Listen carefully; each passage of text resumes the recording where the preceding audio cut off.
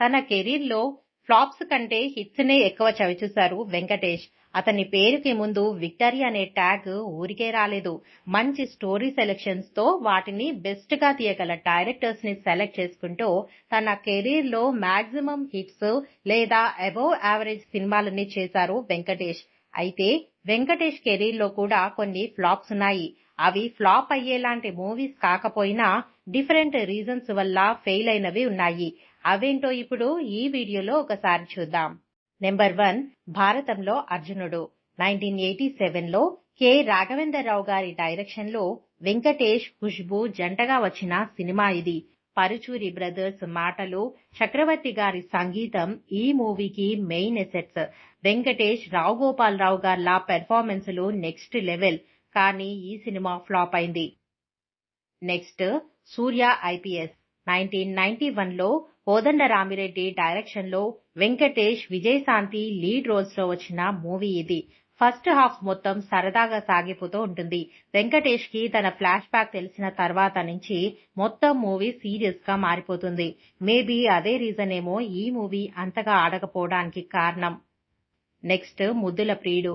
1994లో రాఘవేంద్రరావు గారి డైరెక్షన్ లో Venkatesh, Ramyakrishna, Rambha lead roles లో వచ్చిన సినిమా ఇది. వెంకటేష్ బెస్ట్ పెర్ఫార్మెన్స్ లో ఒకటి ఈ సినిమా. ఇద్దరి హీరోయిన్స్ తో వెంకటేష్ రొమాన్స్ కూడా బాగుంటుంది. సాంగ్స్ అన్ని సూపర్ హిట్స్. అయితే ఇదే కాన్సెప్ట్ తో అప్పటికే చాలా సినిమాలు వచ్చాయి. దాంతో ఇది పాత కాన్సెప్ట్ అవ్వడం వల్ల ఈ సినిమా పెద్దగా ఆడలేదు. నెక్స్ట్, సాహస వీరుడు సాగరకన్య.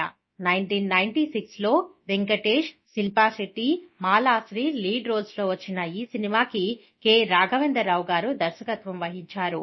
వెంకటేష్ నటించిన భారీ బడ్జెట్ సినిమాల్లో ఇది ఒకటి. సాగరకన్యగా శిల్పా శెట్టి మంచి పెర్ఫార్మెన్స్ ఇచ్చింది ఈ సినిమాలో.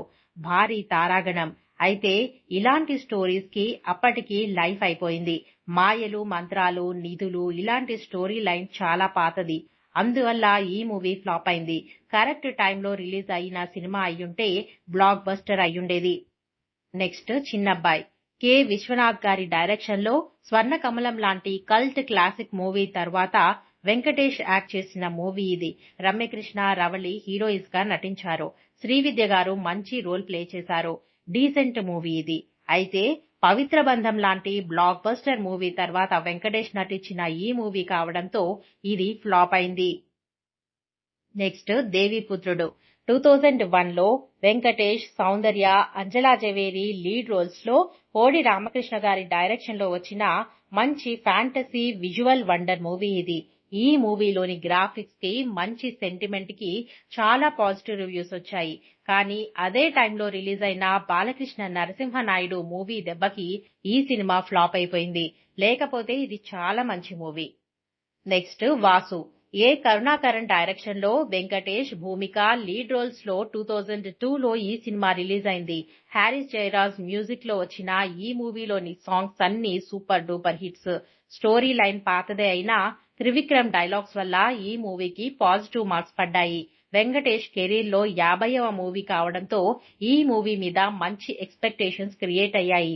అయితే తొలి ప్రేమ మూవీకి కొంచెం దగ్గరగానే ఈ స్టోరీ లైన్ కూడా ఉండడం, జనరల్ గా కరుణాకరన్ మూవీస్ లో హీరోయిన్స్ కి ఇచ్చే ఇంపార్టెన్స్ ఈ మూవీలో హీరోయిన్ కి లేకపోవడం వంటి చిన్న చిన్న కారణాల వల్ల ఈ మూవీ అంతగా ఆడలేదు.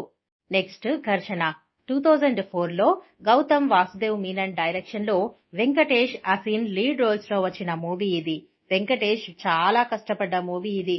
ఈ మూవీ తమిళ్లో వచ్చిన కాకా కాకాకి రీమేక్. డైరెక్టర్ కూడా తమిళతనే. అందువల్ల కొంచెం తెలుగు నేటివిటీ మిస్ అయింది.